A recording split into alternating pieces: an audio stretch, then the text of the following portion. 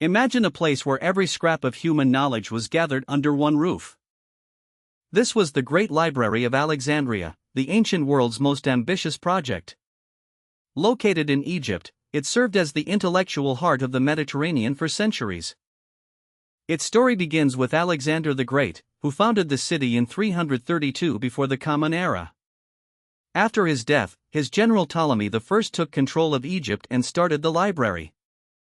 Ptolemy wanted to prove that his kingdom was the supreme center of culture and wisdom. He invited the greatest minds of the era to live and work within the city walls. The library was part of a larger research institution known as the museum.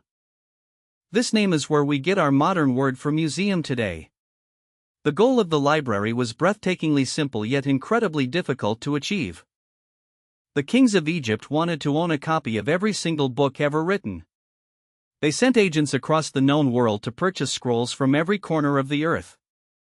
Any ship that docked in Alexandria was searched for books and manuscripts. Officials would seize the original scrolls, copy them, and often keep the originals for themselves. This aggressive collection policy led to a massive archive of hundreds of thousands of papyrus scrolls. Within these walls, the foundations of modern science and mathematics were laid.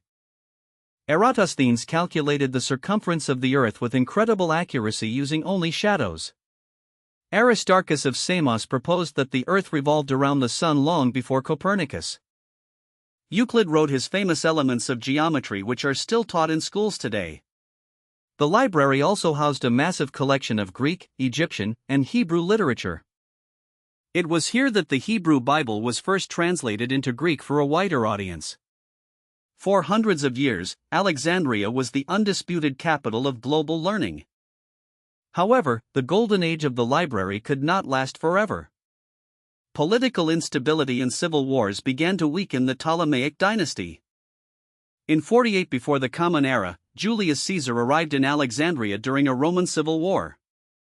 Legend says that Caesar set fire to his own ships to block the harbor from his enemies. The flames unfortunately spread to the warehouses near the docks where many scrolls were stored. Some historians believe this was the first major blow to the library's vast collection. Despite the fire, the library survived in some form for several more centuries. As the Roman Empire grew, the city of Alexandria faced increasing religious and social tension.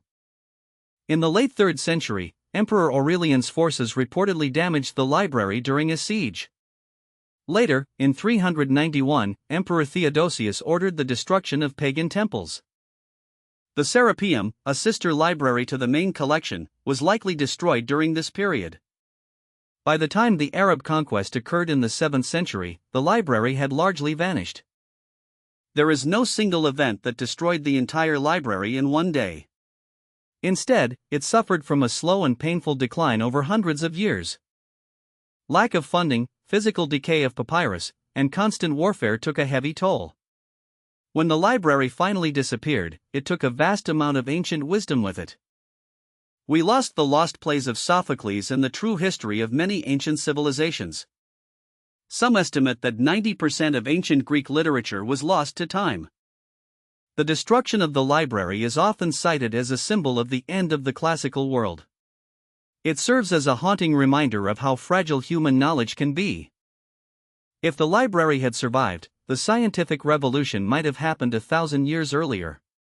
Today, the modern Bibliotheca Alexandrina stands near the site of the original wonder. It was opened in 2002 to honor the spirit of the ancient library. This new building is a stunning architectural marvel designed to inspire future generations.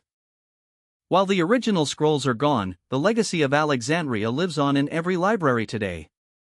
We continue to strive for the same goal of gathering and preserving the world's information. The story of Alexandria teaches us that knowledge must be protected and shared. Join us as we continue to explore the mysteries of our shared human history.